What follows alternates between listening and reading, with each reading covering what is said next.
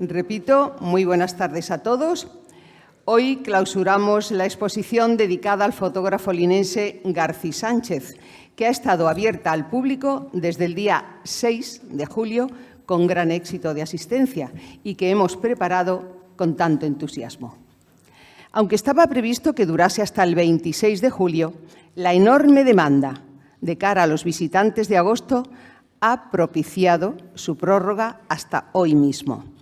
Esta muestra ha sido posible gracias a la Asociación Memoria de Algeciras, cuyos miembros han colaborado decisivamente en los aspectos técnicos, funcionales y logísticos de la misma, y a quienes también debemos el contacto con la familia del fotógrafo. Gracias a la buena disposición de unos y de otros, el Ateneo de la Bahía ha podido mostrarles este inigualable conjunto de verdaderas obras de arte. Nuestro agradecimiento, repito, a Memoria de Algeciras, a la familia de José Garcí Sánchez, y, como no, al Círculo Mercantil y a su director, Manuel Moreno, cuyas facilidades para exponer la muestra solo corren parejas con el entusiasmo demostrado hacia el proyecto desde el primer momento.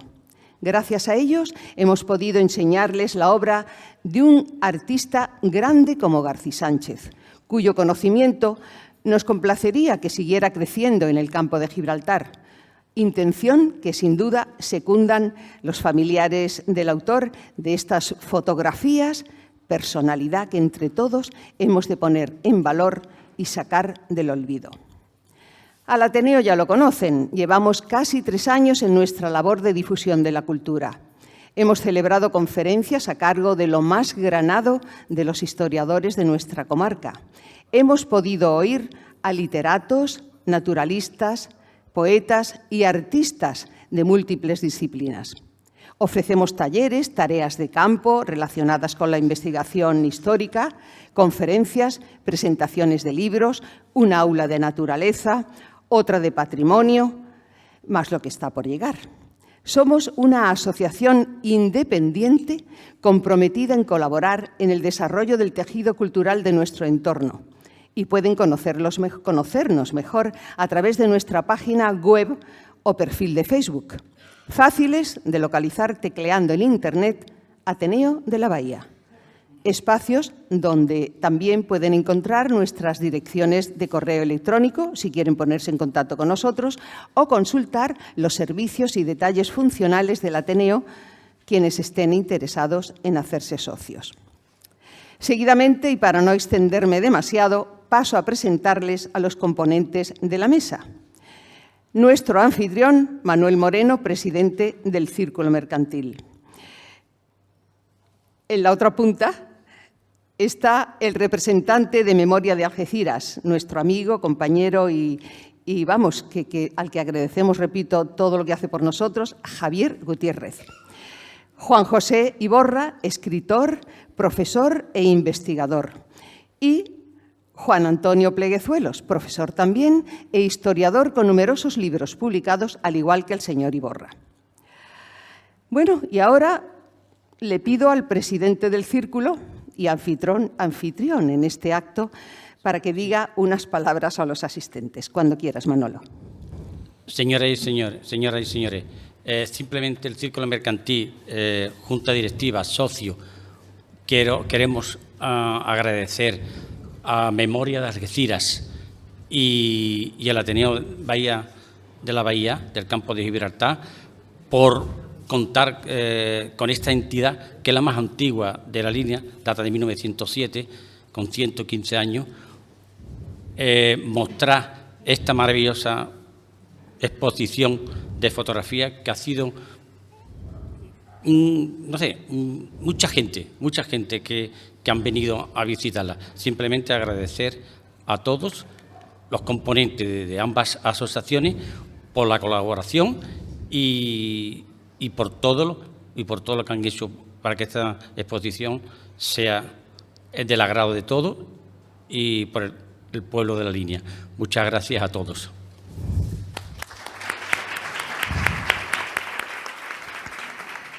Ahora, Javier El representante de Memoria de Algeciras dirá también unas palabras, cuando quieras. Buenas tardes. En primer lugar, muchas gracias. Es un honor estar aquí con estas figuras de las letras. Un honor todavía más grande de estar aquí, si cabe, ¿no? Nosotros, yo aquí como representante de la Asociación Memoria de Algeciras, pues lo único que nos queda es dar las gracias. Nosotros somos gente muy agradecida porque la labor que hacemos depende siempre de los demás. Nosotros le ponemos mucho cariño y mucho amor a lo que hacemos, pero siempre dependemos de otros, ¿no?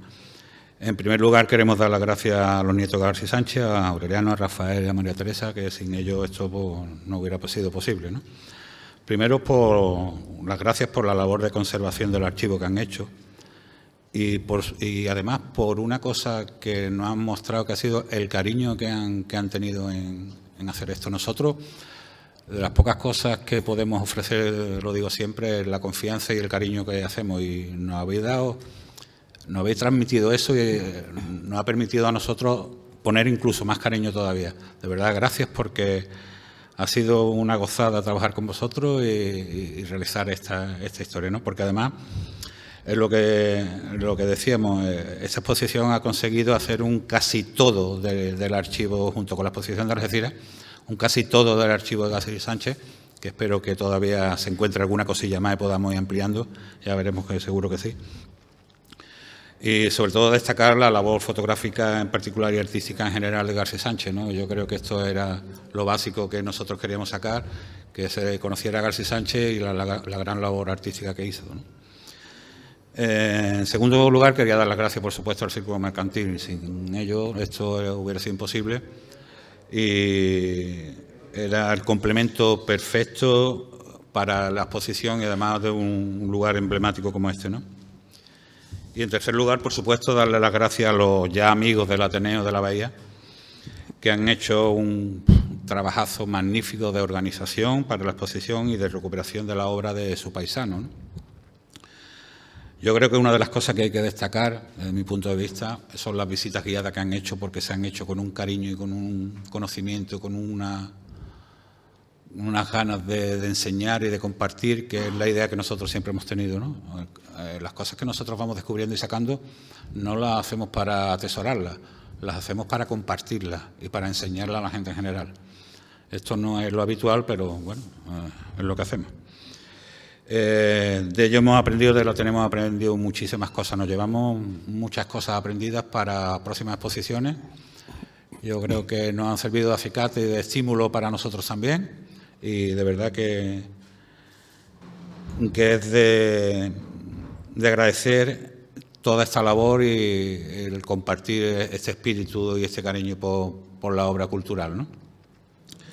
Ya hay algún pequeño esbozo de próximas colaboraciones, lo dejamos ahí, pero seguramente pronto habrá nuevas cosas, y que yo creo que ambos colectivos van a ir de la mano en alguna otra historia que esperamos que se pueda compartir por más lugares de la comarca. Y nada más, lo dicho, mil gracias y prometemos que vamos a volver.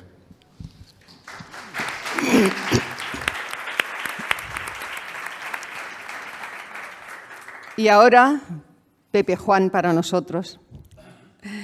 Les voy a hablar un poco de don José Juan Iborra. Es licenciado en Filología Hispánica, profesor, investigador, poeta y columnista. Doctorado en Filosofía y Letras al mismo tiempo que ejercía de profesor en la UNED. Ha publicado más de 50 trabajos sobre literatura y publicó recientemente Barbarita, la novela galante de Gibraltar, conjuntamente con Iñaki Irijoa. Especializado en el universo narrativo del escritor Caballero Bonal, también acumula diversos estudios monográficos, poemarios y muchos artículos sobre autores del Estrecho, sobre literatura en español y sobre Algeciras y la comarca en general. Estaríamos hasta las tantas de la noche para desgranar todos los conocimientos y la obra de nuestro invitado Juan José Iborra, al que cedo la palabra para que nos obsequie una pequeña glosa acerca de la obra fotográfica de don José García Sánchez. Bueno, estamos en el capítulo de agradecimientos, ¿no? Muchas gracias, Amalia. Muchas gracias al Ateneo por haberse acordado de mí e invitarme a este acto. Muchas gracias también al Círculo Mercantil. Y, sobre todo, me siento especialmente feliz de agradecer a la familia de García Sánchez, a la que tuve el gusto y el placer de conocer hace ya algunas décadas por otras cuestiones de investigación. Ahora nos hemos encontrado en el Museo Cruz Herrera y he recordado hace muchos años, estuve investigando la historia del Instituto de Algeciras, del que fue director Aureliano Fernández, esposo de María Teresa Carreño, y no sé, como investigador pensaba que la figura de don Aureliano era verdaderamente decisiva en el Instituto de Algeciras, que entonces era el único instituto de todo el campo de Gibraltar. Me recibieron los dos, don Aureliano y su mujer, en su casa del Prado, allí en Sevilla, una casa que la recuerdo como una verdadera fascinación de objetos con carácter.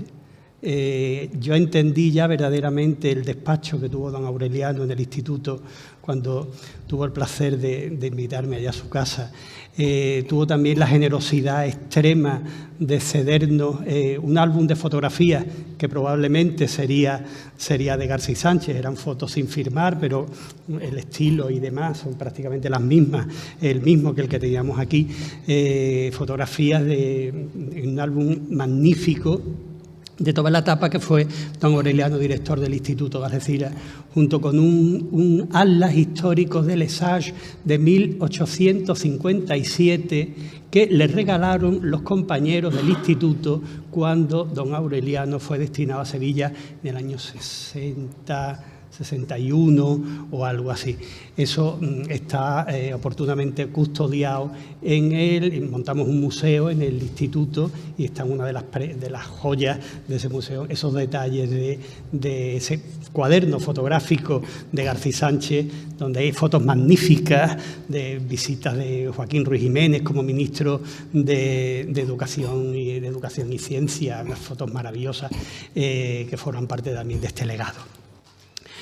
Bueno, pues dicho esto, cuando tuve el placer de ver la exposición, una mañana de calor tremenda, porque este verano no ha hecho calor directamente, pues una de estas mañanas de calor tórrido, entré en esa sala de ahí y uno llega a perder la conciencia incluso de la atmósfera real, porque desde la primera imagen que hay ya nos transporta a una imagen, a una atmósfera fotográfica que está por encima del tiempo y por encima del espacio.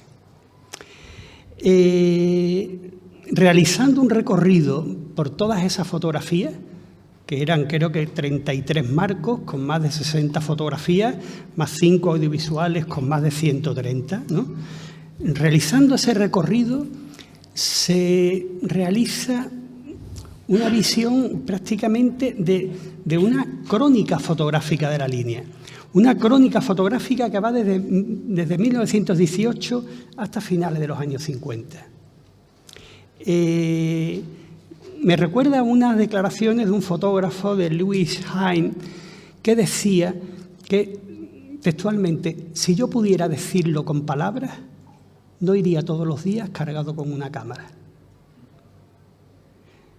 Lo que hizo vuestro abuelo fue eso. Él no escribió ninguna crónica de la línea, pero cargado con esa cámara maravillosa, que no sé de dónde sacarían esas cámaras tan espléndidas, ¿no? Realiza una crónica de la línea absolutamente evocadora. Desde la calle Real a la Tunara, los barcos de pesca en la playa de Poniente, pantalanes que reciben la visita de remolcadores y de embarcaciones de pasajeros, callejones, plazas, iglesias, playas, aduanas, carreteras, fiestas, celebraciones, muchas celebraciones. En aquella época no era fácil tirar una fotografía. Hoy continuamente tiramos fotografías. En aquella época las fotografías se reservaban para las celebraciones. Celebraciones como la velada, el Corpus, la Semana Santa, los toreros, las mantillas, los cantantes, las reinas, las gitanas, las duquesas, pintores, músicos, artistas, embajadores. Hay estampas populares maravillosas. Me quedé, se lo comenté a Pepe, 3 fotografías que estaban ahí al fondo de 3 gitanas, una de ellas fumando un cigarro que no sabe uno qué fumaba esa gitana. Esas gitanas me recordaban totalmente, lo ha nombrado antes Amalia, Héctor Licudi publicó en 1929 una novela en Gibraltar titulada Barbarita, y una novela costumbrista ambientada en el Gibraltar de aquella época. Las fotos estas de vuestro abuelo eran de finales de los 20, principios de los 30. Hablaba de esas gitanas de la línea que iban a Gibraltar, a la calle Tras los Cuartos, a vender sin vender, porque lo que iban era a comprar picadura para fumar. Pues esas gitanas magníficas, ¿no? Eso es todo un tratado de antropología cultural, están ahí marcadas en esas 3 fotos, ¿no? Junto a esas gitanas vemos a la gente también vestida, porque ve la gente lo bien que se vestía antes, igualito que ahora. Vamos, que ponerse una chaqueta hoy es un verdadero quinario con la calor, y antes con calor todo el mundo en feria se ponía esas chaquetas de piqué blanco en la puerta del fotoestudio para ver la faena de Manolete del día antes. Serán cosas del cambio climático, digo yo.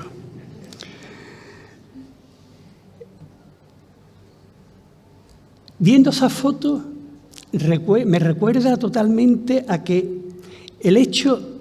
Hay una frase de Pompeyo, que decía que vivir no es necesario, vivir viene hecho. Sin embargo, conocer sí lo es. Gracias a esta exposición hemos conocido y hemos aprendido muchas cosas. Hemos aprendido muchas cosas de un fotógrafo que tengo muy claro que era muy consciente de su oficio y de lo que estaba haciendo. Y además lo mostraba con absoluto orgullo de fotógrafo. De entrada se reinventa su nombre, une los apellidos, forma el tal y crea un nombre artístico. Él se siente artista de la fotografía y se bautiza como artista. Cultiva el autorretrato.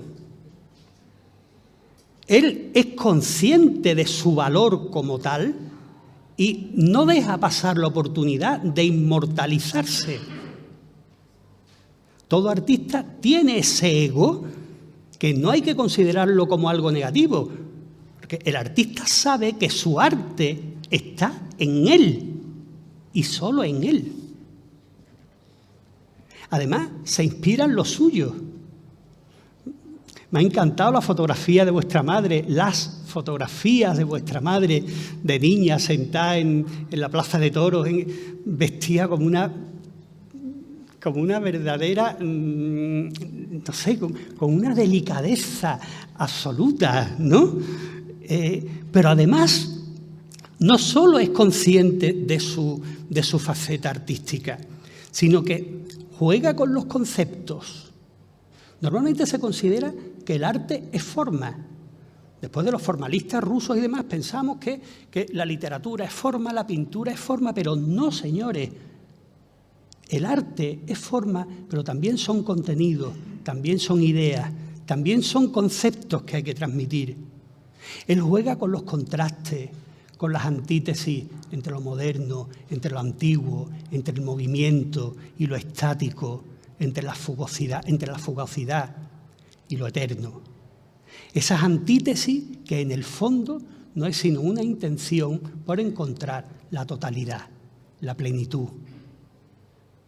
Como decía San Juan, entre la muerte y la vida, está todo. Es también, o fue también, un tremendo dominador de la técnica, de la composición, del montaje, de los claroscuros. Pero sobre todo, yo pienso que el mejor fotógrafo es el que lleva la cámara aquí y aquí.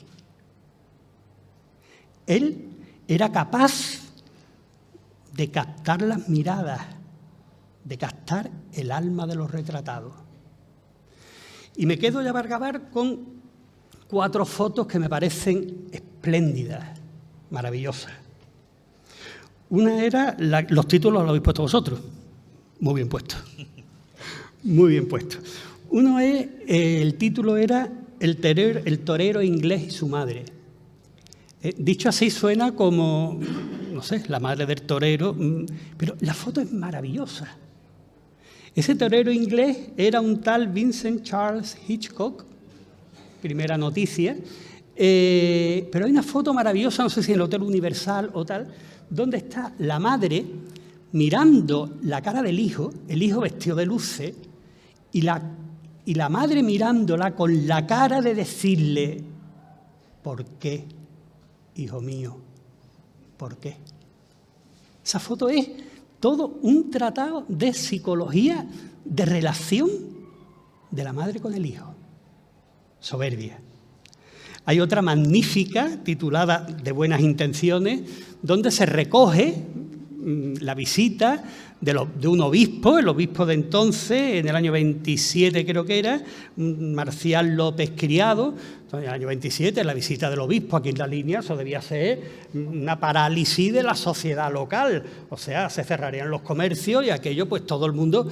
Y pues, vuestro abuelo no hace la fotografía al uso, él está sentado en una silla no gestatoria, todavía no había ascendido de cargo, pero un sillón, ahí en el Colegio del Sagrado Corazón, pues están las monjas, las niñas, el tal, el cual. Pues lo normal de un fotógrafo era que hubiera hecho una fotografía de pose de todo. Pues no. Quien sea, probablemente vuestra madre, le dijo cualquier cosa al obispo, aquello hizo gracia, empezaron a reírse y se capta una imagen de absoluta distensión en una fotografía que es lo más oficial y oficialista del mundo.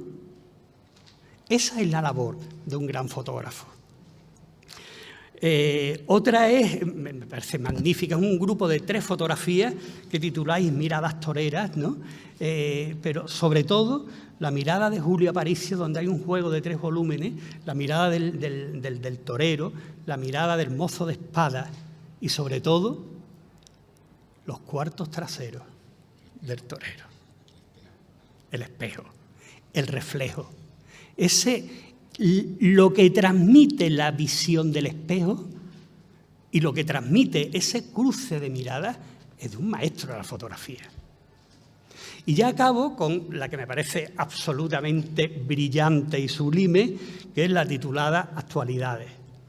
Es de las últimas que formaba parte de la exposición, una fotografía que él mismo realiza de su escaparate. Su escaparate era pues, la página oficial del Diario de la Línea en fotos de la época.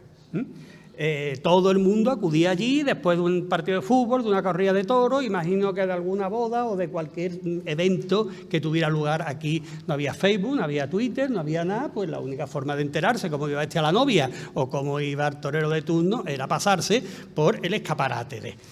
Pues bien, en ese escaparate hay una especie como de montaje dentro del escaparate donde aparece un reportaje de fotos de chamaco en una revista de toros madrileña y tal, con un atrezo, una especie de decoración que hay allí en el escaparate como tal.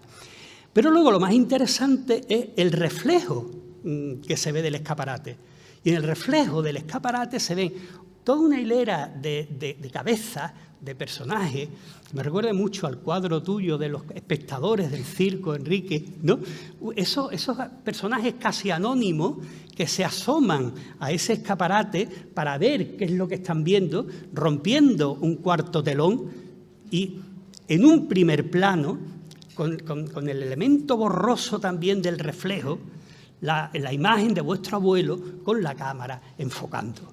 Ahí hay un cruce de perspectivas, ahí hay un cruce de mundos, ahí hay un cruce de volúmenes, ahí hay un cruce absolutamente magistral que responde a una de las mejores definiciones que ha hecho uno de mis fotógrafos más admirados, que es Henri Cartier-Bresson, que llegó a decir que fotografiar es colocar la cabeza, el ojo y el corazón en un mismo eje.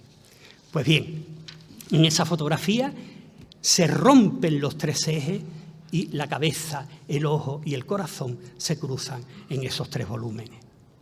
Por tanto, se ha presentado en esta exposición un corpus tremendamente valioso de imágenes de la línea, con un valor documental y costumbrista excepcional. Muchas de estas fotos, me lo comentaba Pepe, responden a un verdadero relato.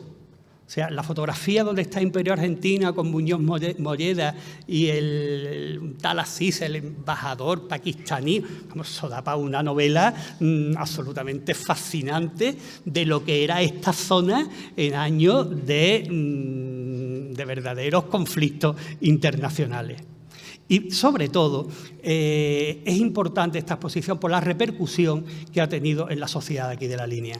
Y imagino que vosotros que habéis estado aquí en el día a día habéis visto que la respuesta del público local ha sido tremenda. ¿Y por qué? Pues porque se han visto reflejados en esas fotos. Han visto parte de su historia, han visto parte de sus genes, han visto parte de sus raíces. Como decía Berenice Abbott, y acabo, la fotografía ayuda a las personas a ver. Esta exposición nos ha ayudado a muchos a ver y a otros, como a vuestro abuelo, lo ha mantenido vivo. Mientras estas fotos y hablemos de él sigue presente y se siguen cumpliendo los versos de Juan Ramón Jiménez de "Y yo me iré y se quedarán los pájaros cantando". Esos pájaros siguen aquí y han seguido aquí gracias a vosotros. Muchas gracias.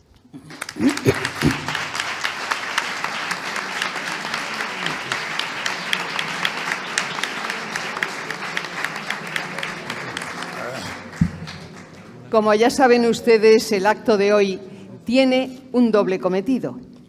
Primeramente, anunciar la clausura de la exposición de fotos, pero también la presentación del número 2 de Excedra, nuestra revista del Ateneo.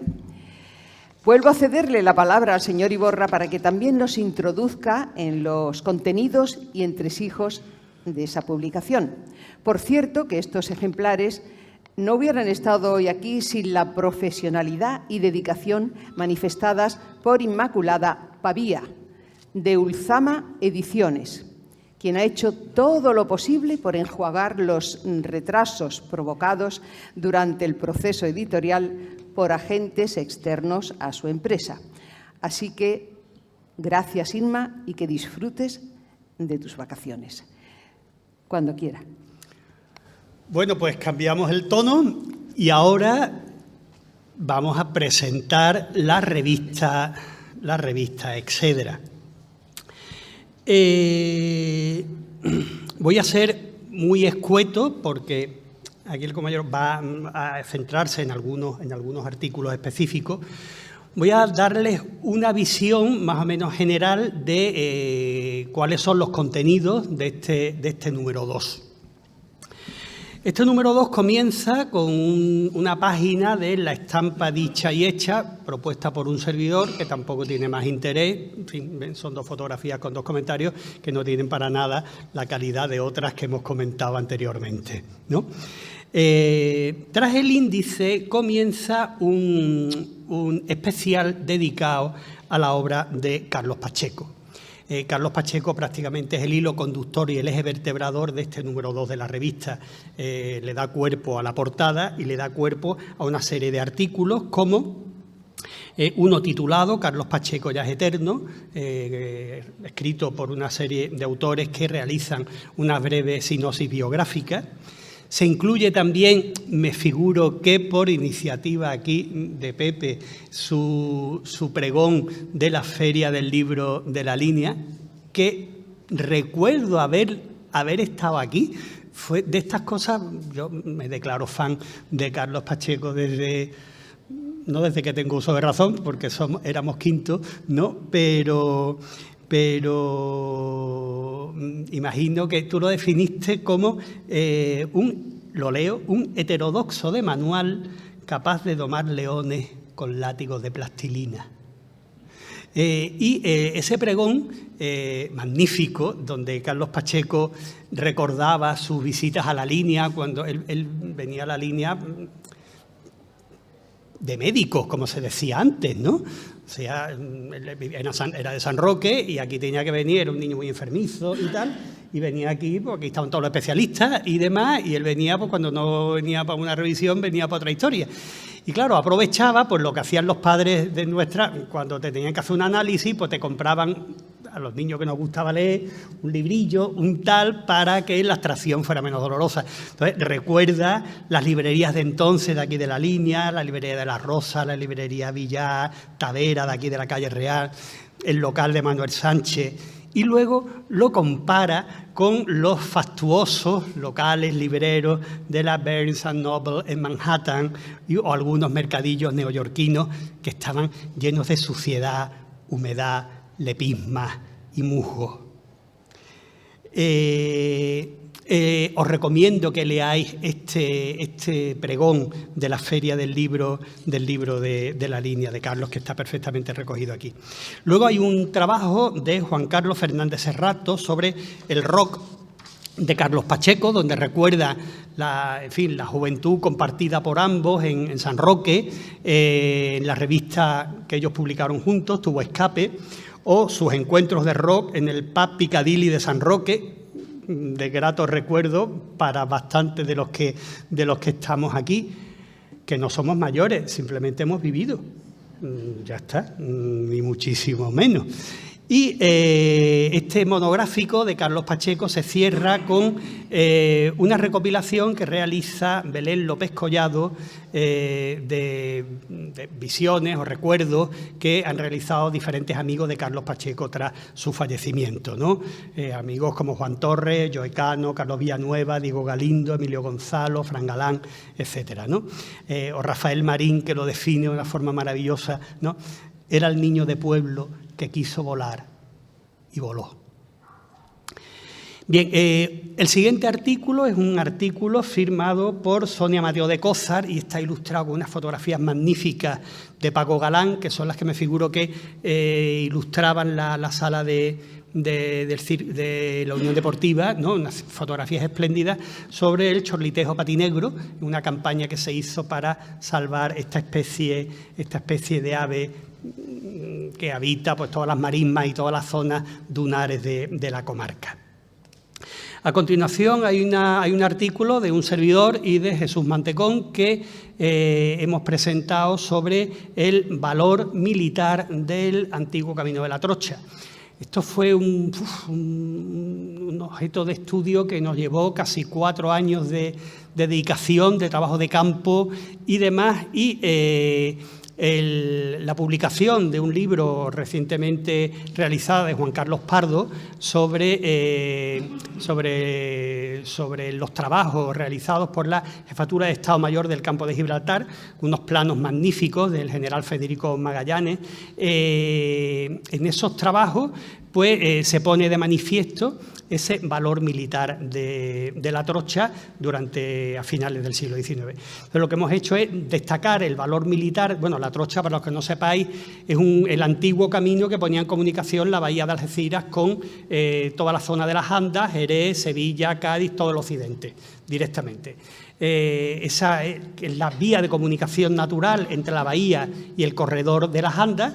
Lo que hacemos aquí es destacar el valor militar que tuvo desde época protohistórica, desde época, pues, luego de época fenicia, en época romana, en época ya incluso visigoda, en época medieval, en época moderna, con el sitio de Gibraltar, pues también vuelve a retomar ese valor militar, que se confirma totalmente precisamente con la creación de una comisión del Plano de Algeciras y sus alrededores en 1888, que durante 6 años realizan una labor de topografía absolutamente impresionante.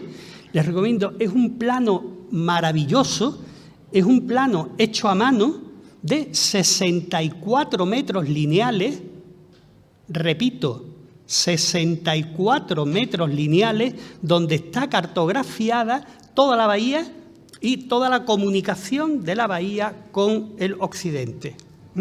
Y ese plano se realiza por cuestiones políticas. En aquella época hubo un cierto temor de que el Reino Unido conquistar hasta Sierra Carbonera por los avances de la artillería y tal. Entonces el ejército español lo que hace es desarrollar un plan de defensa de toda la bahía en caso de un hipotético ataque británico. Y lo que hace la jefatura de Estado Mayor y Federico Magallanes, que es al que le encargan la ejecución de ese plano con una serie de informes tremendos, es ver cuáles son los valores militares de la zona y cuáles eran los corredores de entrada y los sitios que hay que defender.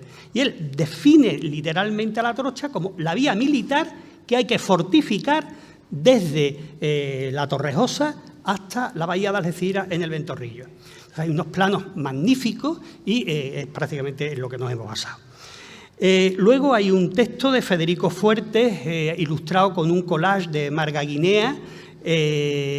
A continuación también hay un artículo de José Villalba y de María Luisa Villalobos sobre la calle Moreno de Mora, donde no se hace solamente un estudio de la topografía de una vía de la línea, sino quién era la figura de este Moreno de Mora y por qué se le dedica a este Moreno de Mora esta vía de comunicación. Luego hay otro artículo de Belén Collado sobre la labor de Nadia Zumelaga en la Escuela de Teatro de Castellar de la Frontera. También hay una selección de microrrelatos del Taller de Letras del Ateneo, donde se han incluido 3 microrrelatos, uno de Emilio Velasco, otro de Celia Sierra y otro de Adriana Fernández, que tienen curiosamente el común de un eje conductor que es el viento. La exposición homenaje de Julio Serrano, de la que nos van a hablar ahora, y prácticamente los trabajos de investigación se cierra con otro de José Veneroso sobre la conquista árabo-bereber de Hispania en 711 a través de la toponimia. Realiza primero un estudio de lo más interesante, un estudio lingüístico de cuál era el habla que se utilizaba como vehículo de comunicación en la zona en la época de la invasión árabe, a diferencia de lo que muchos podemos pensar. Diríamos que la población mayoritariamente, la población que realiza la invasión era mayoritariamente bereber, pero no hablan árabe, sino que están utilizando variantes dialectales del latín y demás, ¿no? Y a partir de un estudio de la toponimia, de palabras como Al-Jazirat, Tarif, Melaria, Jebal Tarik, Cartayana, Al-Jazirat, Al-Hadra, Al-Buaira, Wadi Hakim, Wadi Laco y demás, lo que realiza es un análisis de esos espacios qué valor histórico o qué identificación histórica pueden tener. La revista se cierra con una sección que es el Ateneo en Acción, donde se realiza una memoria de actividades con los actos presenciales y un álbum de protagonistas. Bien, el valor del ejemplar es una tremenda heterogeneidad tanto en los contenidos como en las formas. Un tremendo sentido de la oportunidad. Dedicarle el ejemplar a Carlos Pacheco me parece no solo un acto de justicia, sino también ese acto de oportunidad. Una magnífica visión del estado actual de la cultura campo-gibraltareña y también, tengo que decir, no está aquí ahora, tengo que alabar la labor de maquetación que ha realizado Iñaki Irijoa, que les ha presentado una revista absolutamente exquisita, cuidada, fina y elegante como es él. No está aquí, pero quiero que esté presente de alguna forma con estas palabras. Bien, y para acabar, Excedra, etimológicamente, era la zona de reunión, conversación y conferencia que había en las palestras, en las termas, en los palacios, en los gimnasios y en las casas romanas. Era un dispositivo arquitectónico de forma semicircular que facilitaba el contacto y la conversación entre los diferentes interlocutores. Estoy seguro que esta revista que van ustedes a disponer a partir de este momento va a facilitar ese contacto y esa conversación, que es en el fondo el sentido último de cualquier Ateneo como este. Muchas gracias.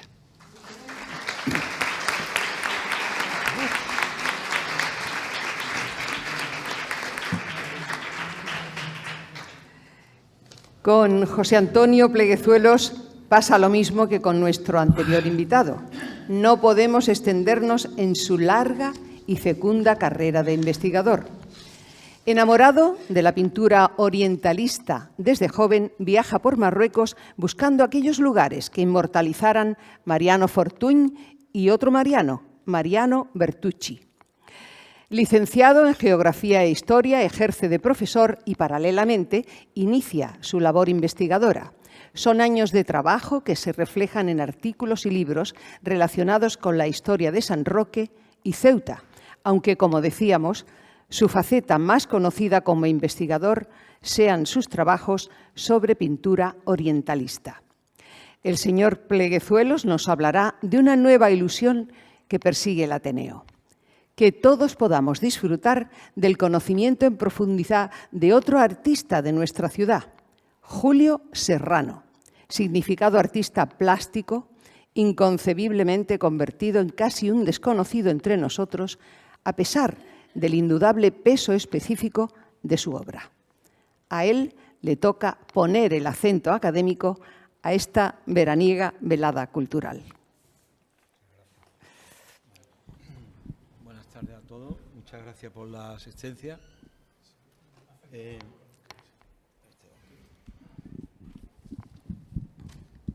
Aquí. Vale. Bueno, buenas tardes a todos. Muchas gracias por la asistencia.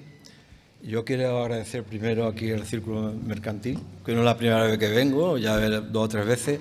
Estaba comentando esta mañana al señor presidente que me acuerdo aquí de unos sillones rojos que había, y aquí he dado algunas conferencias, y que ahora ya está un poquito más versátil para otras cosas, otras actividades. Y también quiero darle las gracias, por supuesto, al Ateneo por contar conmigo, esa deferencia que ha tenido en que yo publique un artículo en esta revista maravillosa que me ha sorprendido, que es el segundo número, que para mí es de lo mejor que se publica aquí en la comarca y en la provincia de Cádiz, desde un ámbito no oficial, que eso es muy importante. Esa iniciativa que vosotros tenéis aquí, a todos los que pertenecéis a este emporio cultural, digamos, yo apoyo al 100%, y además que os estoy admirando porque veo que cada acto está lleno, acudís mucha gente, os apoyáis uno a otro, y veo que vosotros creéis en este proyecto en el Ateneo, y yo también creo en el Ateneo. Así que contad conmigo cuando queráis para dar conferencias, para ayudaros, para lo que sea, que yo estoy a vuestra disposición, porque es que el Ateneo de la Línea se lo merece. Para mí el Ermito es uno de los mejores Ateneos de la provincia.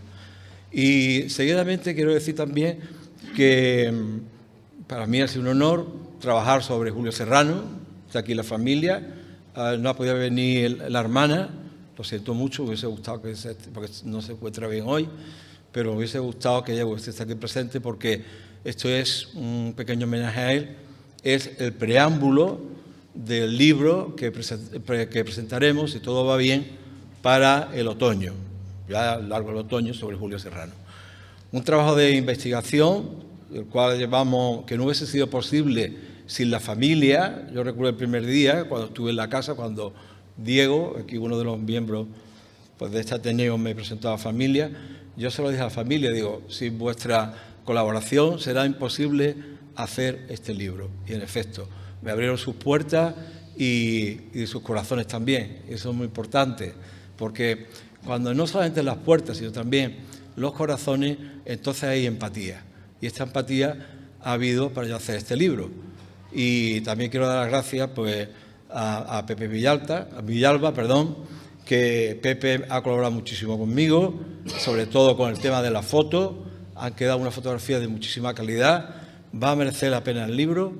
Y también a un primo mío que vive en Sevilla, que también ha hecho fotos de la familia allí en Sevilla.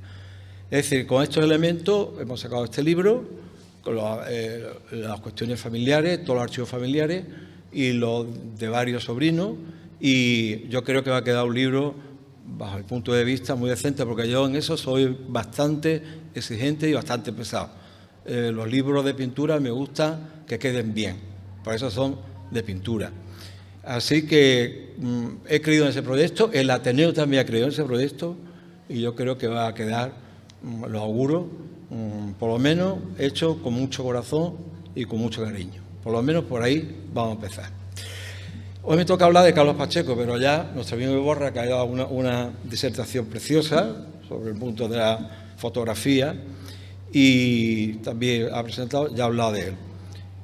Pero no obstante, yo voy a dar unas notas sobre los inicios de Carlos Pacheco, porque Carlos Pacheco, yo vivo en San Roque, aunque yo soy de Ceuta, vivo en San Roque y conozco un poco su obra. Carlos Pacheco fue un niño que nació para pintar, igual que le pasó a Julio Serrano. Estos son artistas que nacen para ser artistas. Y lo consiguieron los dos, cada uno en su ámbito, uno en el ámbito del cómic, de la historieta, y otro en el ámbito del arte. Carlos Pacheco murió joven, con 62 años, y Julio Serrano murió más joven todavía, con 39 años. Es decir, que se perdió una gran figura, murió en Francia, en Champigny-sur-Marne. Ahora veremos dónde está este pequeño pueblo. Y Carlos Pacheco murió aquí en La Línea. Y los dos estuvieron, de alguna forma, tienen algunas cosas en común. Aunque no se conocieron, las generaciones diferentes y demás, tienen cuestiones en común. Una de ellas es la que digo, que los dos nacieron para ser artistas. Otra de ellas, como ya se ha apuntado aquí, es que Carlos Pacheco tuvo algunas vivencias vitales aquí en La Línea, y Julio Serrano tuvo algunas vivencias vitales en San Roque. Hubo correspondencia entre uno y otro. Y otro que los dos vivieron de la pintura, de la historieta, y el otro de la pintura, pero hay una cosa que no coincide, y es que Carlos Pacheco se le ha reconocido, además merecidamente, pero a Julio Serrano todavía no. Entonces, nuestra labor aquí, y yo creo que el Ateneo aquí ha acertado, ha dado el clavo, es rescatar al personaje que hay aquí en el sustrato, que está en el sustrato, pero queremos sacarlo a lo que es a la primera fila del mundo artístico de la comarca y de la provincia. Sobre Julio Serrano, voy a decir un poquito más, no se conocía apenas nada. Un artículo que hizo José Riquelme, que trabajó muchísimo en la comarca, sobre pintores y demás, y al cual yo admiro, lo sacó la revista Almoraima allá por los años 90, pero lo único que se conocía de Julio Serrano era una fotografía que parecía una fotocopia y 2 o 3 cuadros en blanco y negro muy mal, que se ve muy mal. Entonces, este trabajo que estamos haciendo, que vamos a presentar en otoño, va a ser una oportunidad para conocer bien a Julio Serrano, porque van a ir más de 65 imágenes entre fotografías y cuadros. Carlos Pacheco, aquí ya se ha hablado de él, ha hablado muy bien de Iborra, nace en 1960 en San Roque, como ya he dicho, de una familia modesta, pero él no estudia Bellas Artes, él estudia Biología.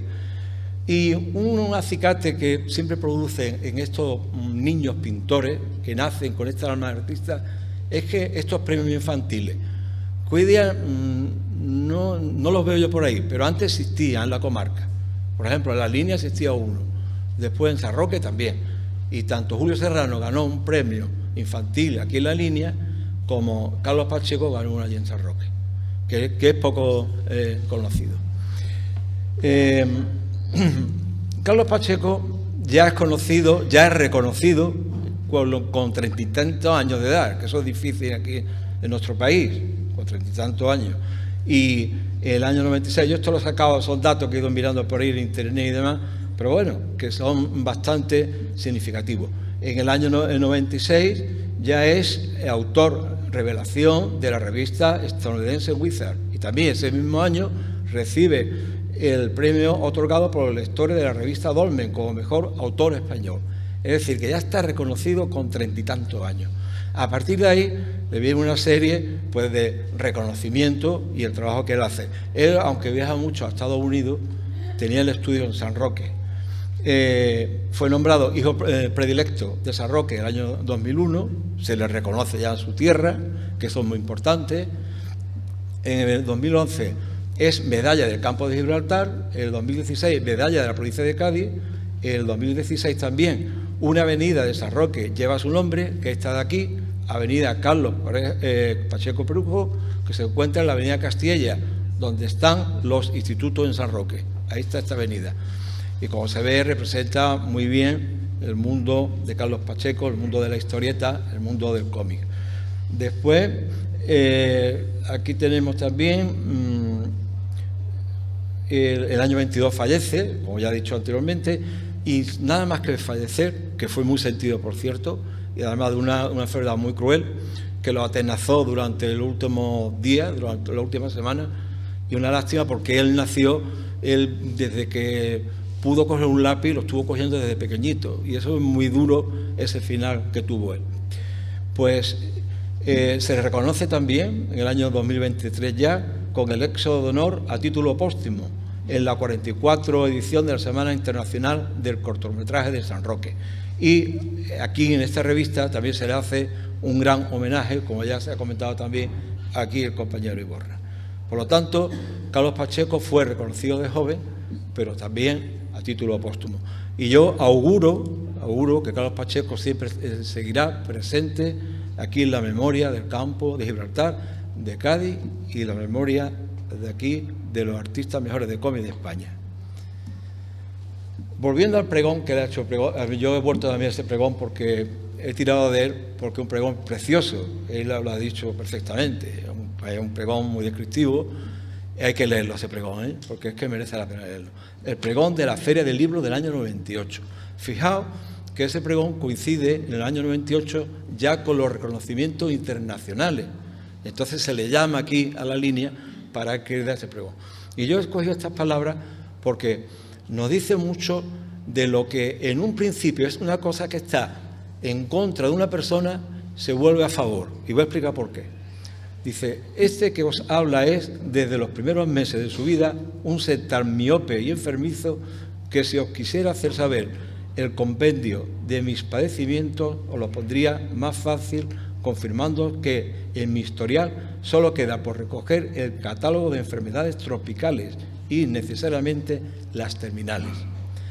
Así, la línea, desde mi percepción, y vuelvo a las palabras que ha hecho el compañero, fue la ciudad de los médicos a los que visitaba semanalmente y que involuntariamente me ayudaron a conocer otra línea, la de las librerías, que lamentablemente también escaseaban en un San Roque cortito de recursos.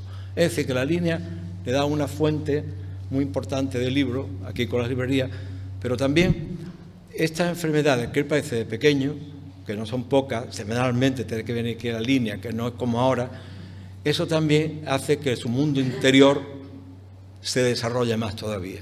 Entonces tenemos un mundo interior que se desarrolla por estos motivos, acompañado de ese don natural que nace en Carlos Pacheco.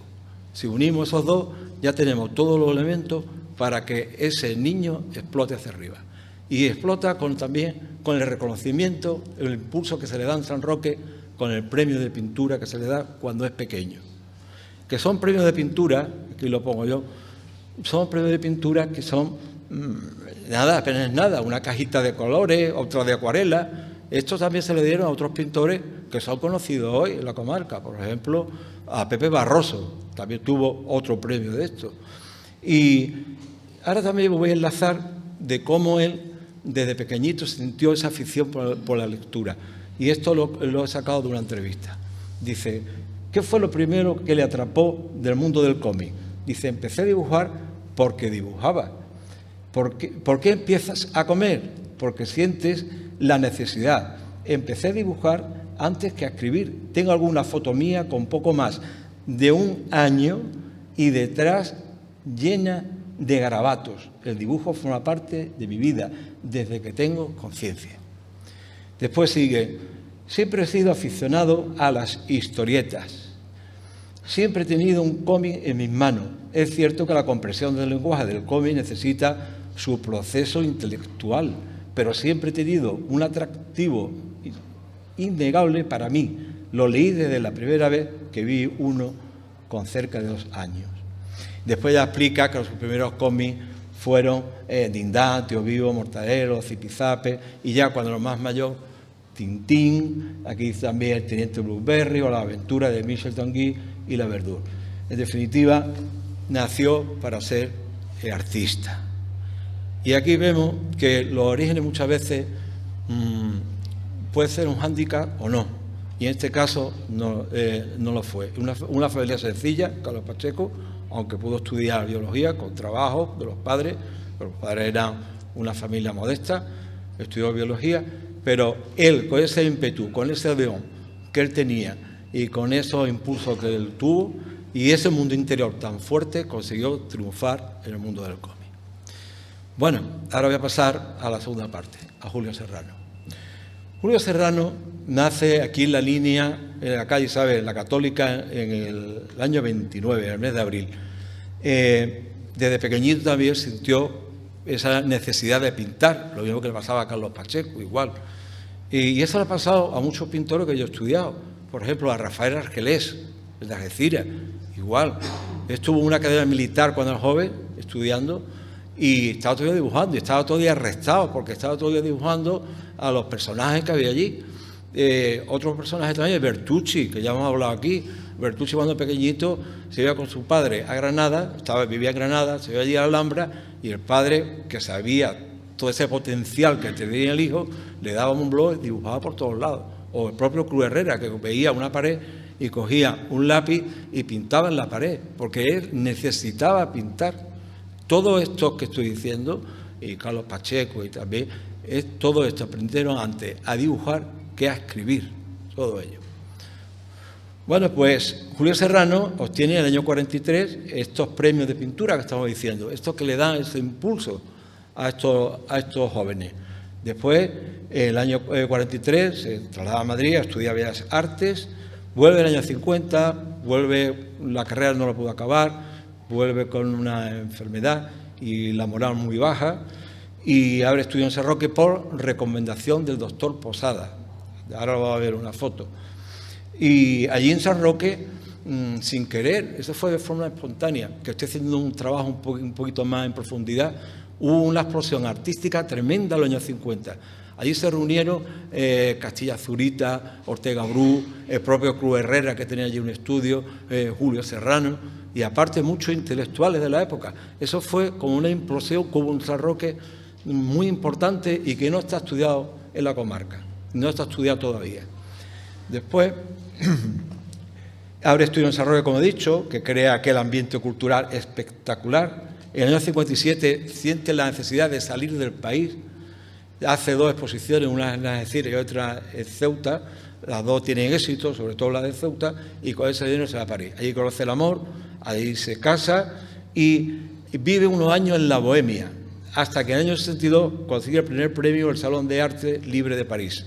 Eso ya le dio cierto impulso y le dio también prestigio, y pudo colocarse de dar clases de cerámica en Champigny-sur-Marne, que es un pueblecito que está al sureste de París, donde el río Marne hace ese meandro antes de entrar en el río Sena, ahí en Sur-Marne, la parte de el pueblecito este. Y fallece de forma repentina en el año 68. ¿Qué hubiese pasado con Julio Serrano? No lo sabemos. Pero yo lo que sí sé, estudiando su obra, es que en los últimos cuadros se escapa un poco de la pintura figurativa que él hacía. Y va buscando otras tendencias. No sé hacia dónde hubiese llegado, pero algún testimonio ha dejado de esa línea. Después, una vez que fallece, allí en el propio Champigny-sur-Marne se le hace un homenaje, una exposición homenaje, y en la línea aquello también corre como la pólvora la noticia del fallecimiento de nuestro amigo Julio Serrano. Y fue José Baldrich, que es muy conocido, el periodista muy conocido aquí, el que impulsó a Julio Serrano. Lo que pasa es que después Riquelme, como ya he dicho al principio, fue el que retomó esa antorcha, pero fue Baldrich el que luchó porque se le hiciera una exposición. Y efectivamente el alcalde de La Línea, que lo conoció en la juventud, a Julio Serrano, fue sensible con el tema y patrocinó esa exposición. Y después, como ya digo, en el año 95 José Riquelme publica a Julio Serrano un artículo en la revista Almoraima, que es lo que más está difundido en Internet, todo el mundo lo repite, unos se copian a otros y todos repiten el mismo artículo. Y en el año 2023, que es el que estamos ahora, la revista Cedra le dedica un merecidísimo artículo y también que esperemos que se culmine con la presentación del libro. Vamos a ver algunas imágenes. Este es el diploma que obtuvo el año 43, de aquí de la feria de La Línea, la feria de la fiesta de la de verano, la de la velada. Son dos imágenes, una es del díptico de la exposición, que presentó 61 imágenes y varias cerámicas. Ya hemos dicho que también trabajó el tema de la cerámica, y se hizo la exposición en la Caja de Ahorro de Jerez, que en los años 70, como todo el mundo sabe, era el centro cultural más importante que había aquí en La Línea, y también en la provincia de Cádiz. Casi todos los sitios tenía salas de exposiciones y demás. Después, aquí tenemos a doctor Posada, que ya hablaba anteriormente de él, glosando sobre la vida de Julio Serrano, que hizo una presentación muy bonita, que se puede leer en el diario Área, de julio del año 71. Se puede leer, precioso también. Y aquí tenemos al alcalde de La Línea, y al lado del doctor Posada se ve al hermano de Julio Serrano, que siempre estuvo muy pendiente de él. Y abajo se ve la asistencia de público, y aquí, si se puede señalar, está la hermana de Julio Serrano, que me hubiese gustado que se hubiese visto ella aquí hoy cuando estuvo presente en la exposición. Y ahora vamos a ver un par de obras. Ya digo que las fotografías son magníficas, ¿eh? Esta es de la época sanroqueña, este cuadro de aquí, esta botella, es el bodegón este de aquí, muy bonito, tiene unos matices tremendos, a pesar de la simpleza. Él buscaba el más allá, lo que antes dijo Iborra también, no se busca solamente lo que es la forma, el color, no, buscaba el más allá de las cosas.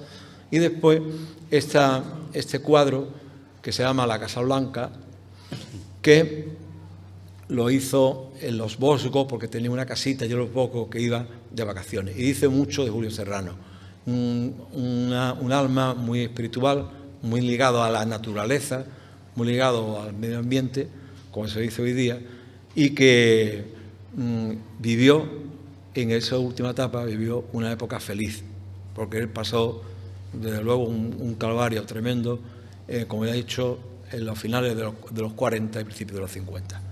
Y quiero cerrar esta disertación con mostrar una cerámica. Esto no se ha visto nunca de Julio Serrano, es la primera vez que se ve, también creo que aparece en la revista, una cerámica que, como todo el mundo sabe, después de la guerra, Picasso puso la cerámica en el mundo del arte al convertirle en un soporte más pictórico o escultórico. Y muy agradecido al Ateneo, muy agradecido a vosotros, y está a gustísimo. Muchísimas gracias.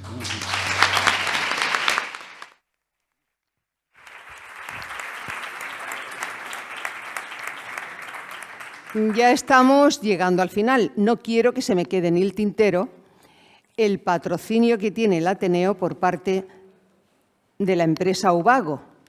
Doble patrocinio. Bueno, pues muchas gracias por ese patrocinio que nos hace a nuestro grupo. Y bueno, como digo, ya estamos llegando al final y quisiera explicarles unos detallitos eminentemente prácticos. El Ateneo ha dispuesto unas mesas en la sala de exposiciones para que acuda todo el que quiera ser atendido por nuestros compañeros, bien para conseguir la revista, bien para cumplimentar algunos trámites administrativos pendientes que son relacionados con la burocracia interna. Las revistas son gratuitas tanto para los socios como para aquellos colaboradores que han intervenido en su confección, pero también pueden adquirirse por los no socios mediante la aportación de un donativo de 5 euros. Igualmente, disponemos de participaciones de lotería dirigidas a quienes deseen tentar la suerte a la vez que ayudan al Ateneo. Asimismo, hay boletines de inscripción para quienes deseen hacerse socios y personas dispuestas a resolverles cualquier duda referente a nuestra actividad. Dicho esto, concluimos el acto resaltando que la mejor clausura para la exposición es hacerle una última visita a los cuadros que arriba nos esperan. Muchísimas gracias por su atención y ojalá hayan disfrutado en nuestra compañía. Hasta septiembre, que nos espera un programa cultural muy relevante. Muchísimas gracias de nuevo.